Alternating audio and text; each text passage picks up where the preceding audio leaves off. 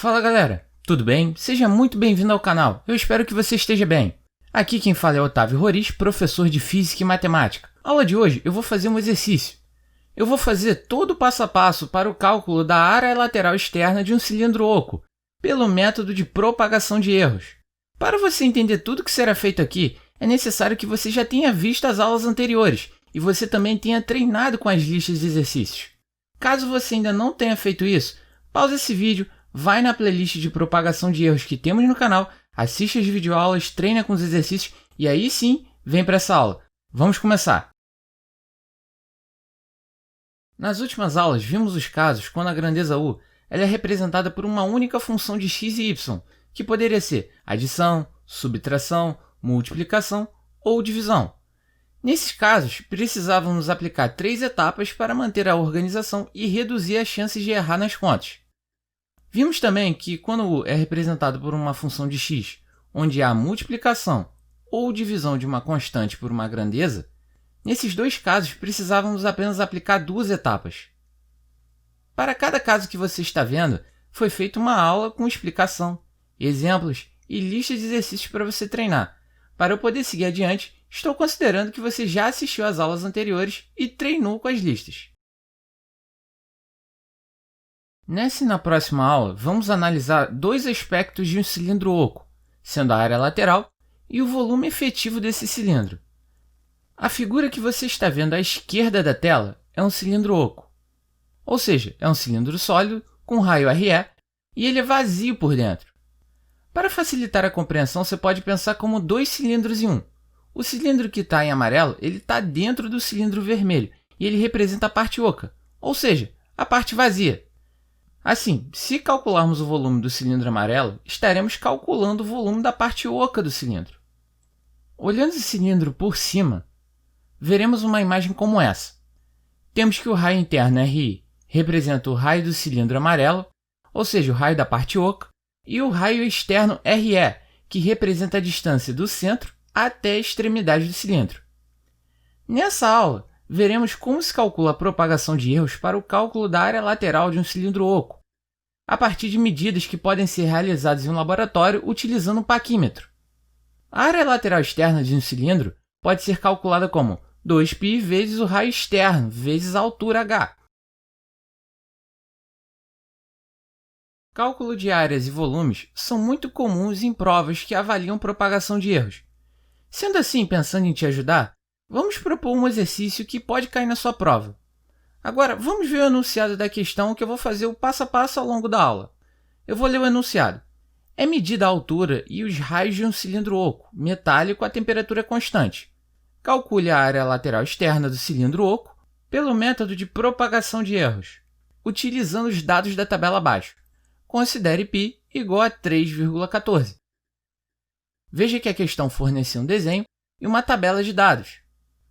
Vamos lá. Primeira coisa que você tem que ter em mente, a área lateral externa do cilindro oco é calculada por 2π vezes raio externo vezes altura. Sabendo isso, a gente já consegue saber quais dados iremos usar.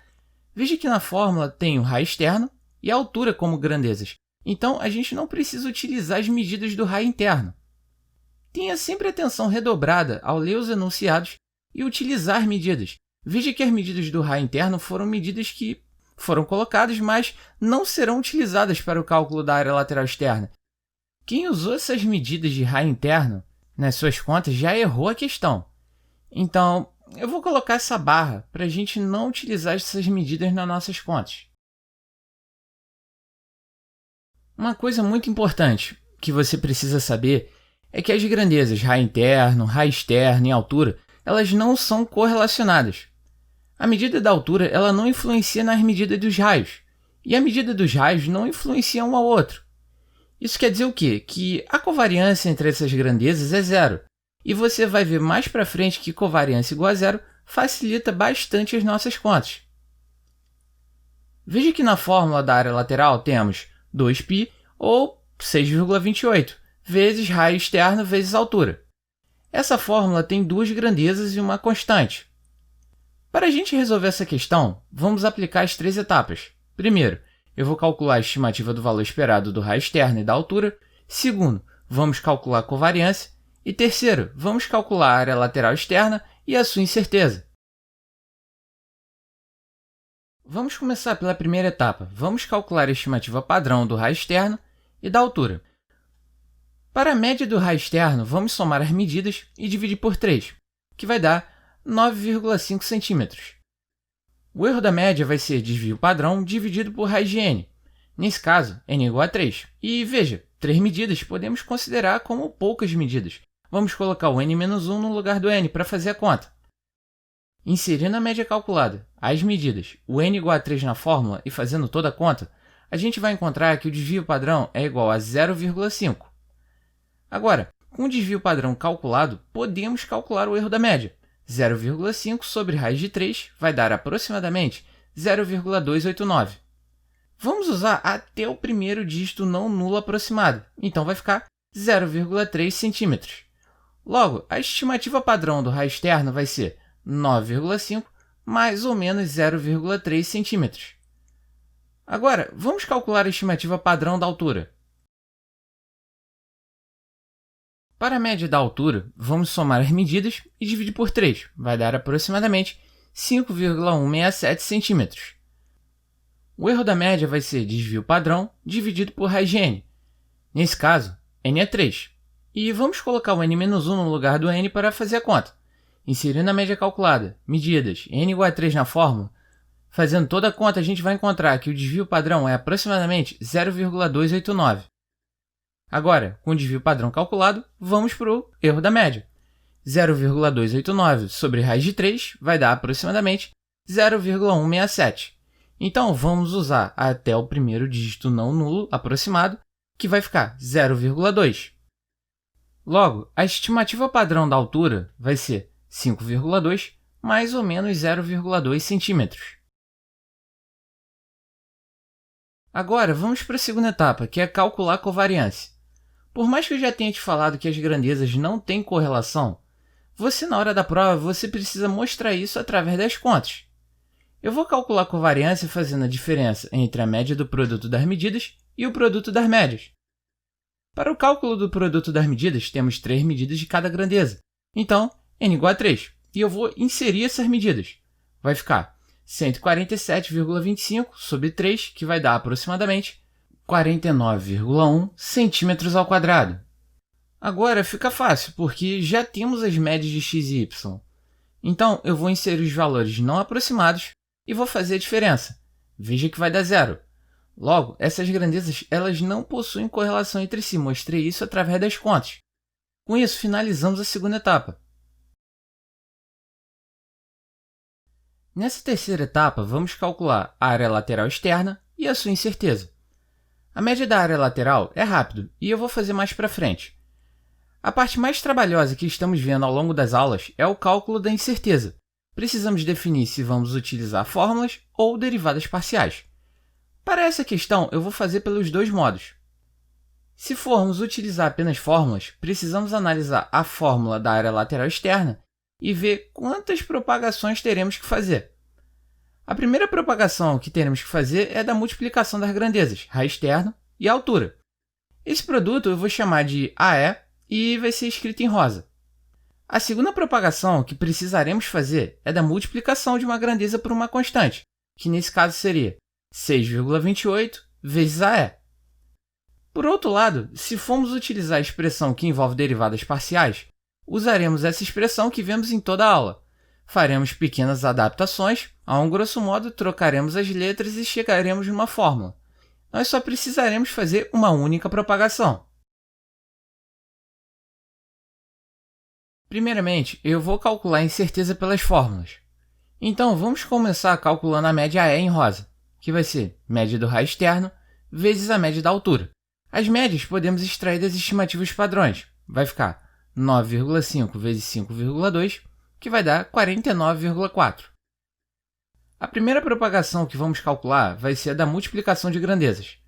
Em aulas passadas, vimos que poderíamos calcular utilizando essa fórmula. Nessa questão, vamos apenas trocar as letras. Vamos trocar o U por AE, o X por RE, do raio externo, e o Y vai ser a altura H. Fazendo essa mudança de letras, agora fica fácil de entender e fazer as devidas contas. Agora fica fácil, é colocar os valores na fórmula e fazer a conta numérica.